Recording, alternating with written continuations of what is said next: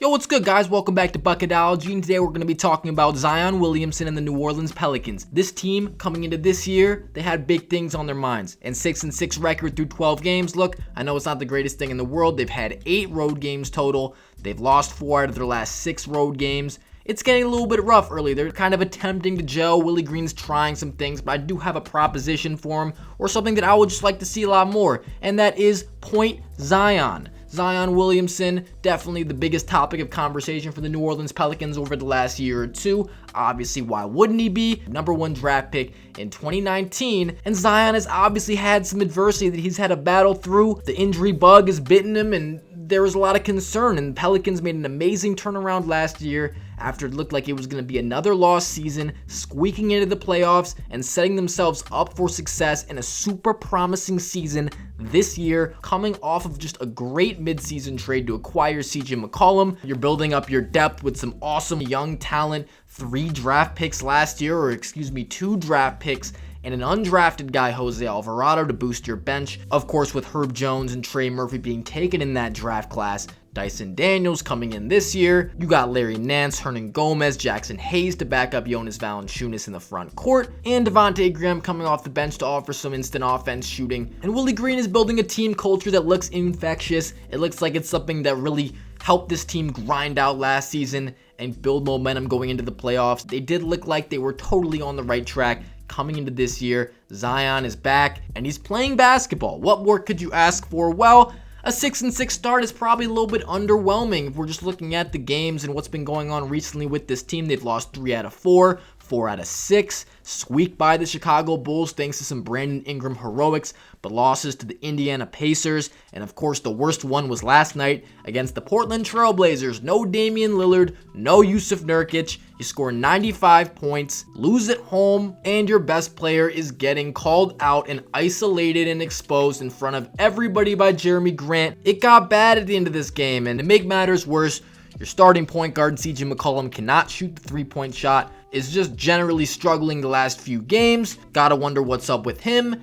And it seems to me that Zion Williamson is not really being utilized in the best manner possible. Now, I did mention, and I hate to toot my own horn, I did make a video before the year about Zion and his season preview this season, and I did say, as promising as this Pelicans team is, they were going to start off a little bit slow, and that's exactly what we're seeing. Why did I say that? Well, not only does this team not have a lot of experience playing together, when you add Zion into the equation, him being your number 1 guy, player that's going to take you to the promised land, you got to acclimate him. He's kind of a tough player to rebuild your offense around, considering what you've already built. On top of that, Zion Williamson just does not have any real experience in the NBA with winning basketball games in a significant capacity. Of course, he hasn't really played that much, and when he was on the court, it's not like he wasn't producing, not like he wasn't scoring, not like he wasn't unstoppable when he was used as a lead guard, just running an offense by himself. But learning to win is a real skill in the NBA,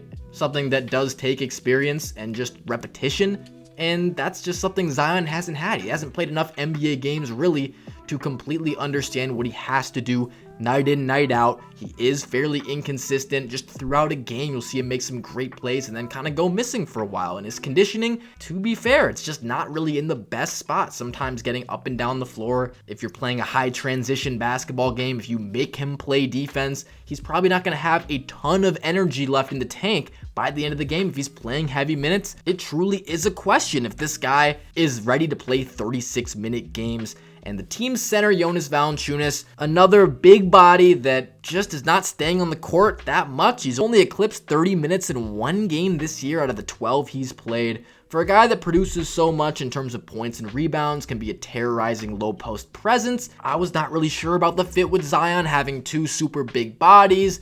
Your speed on both ends of the floor might be compromised, and also just getting up and down throughout a game. Do you have the stamina to withhold that? And maybe that's it right there. Me calling for Point Zion is something that I think a lot of people have been talking about a little bit more. We're seeing so much CJ McCollum facilitation and trying to be the true point guard of this team and set up everything, where we got to remember, CJ McCollum is a scorer first. He's playing a certain role that allows him to be more of a facilitator, but in Portland, it's not like he was out there just trying to set the table for everybody. His best skills are just simply getting a bucket. And I think with 3 weapons, Zion, Brandon Ingram, CJ McCollum, 3 guys we think of more so as scorers than facilitators, but all with an ability to set the table for the teammates. So my thing is, why not use all 3 of these guys in good balance to run your offense? Take turns maybe on who's really facilitating a possession, who's bringing the ball up, who's running a pick and roll, who's where on the court. Zion has been in the low post. It's worked sometimes. It hasn't worked. It doesn't really give him the opportunity to generate that explosiveness that he can take off in the lane with. He can certainly do it, and he has had success this year, but I just feel like using him as the point guard and more having him operate pick and rolls is something he can do. The guy has real guard skills. It's not like he can't dribble a basketball. And get him a running start in that launch pad in the lane. A lot of guys are not going to want to step in there, I'll tell you that much. For Valanciunas' sake, the Pelicans often opt to close games with Larry Nance instead because he's more mobile, switchable defender. He can actually run up and down the court. You could run your offense a little bit faster. I just think with 2 huge bodies, you're probably just slowing things down on both ends and not optimizing your offense. And on defense, you got 2 guys that are switch targets. Guys' defense is a real thing in terms of its deficiencies, slow feet, not really being able to stay in front of a guy like this. You don't want to see him switched out. And when he has to stick a guy at the 4 position, obviously in this era of the NBA, a lot of teams like to run small ball. He will have to deal with forwards like this that can dribble a ball, and he might not be able to stay in front. Of course, some of this might just come back to the stamina thing, and that's totally fine, but by the end of the year, Zion's progression is extremely important because I know that a lot of Pelicans fans are probably thinking, chill, this is the first year. We have some time to get this figured out. Well, take a look at the Western Conference right now. There is not one team in the West that's got it all figured out. You look at a lot of teams are struggling, a lot of teams you don't trust to win in the playoffs, a lot of teams that don't have the same depth that a team like this has.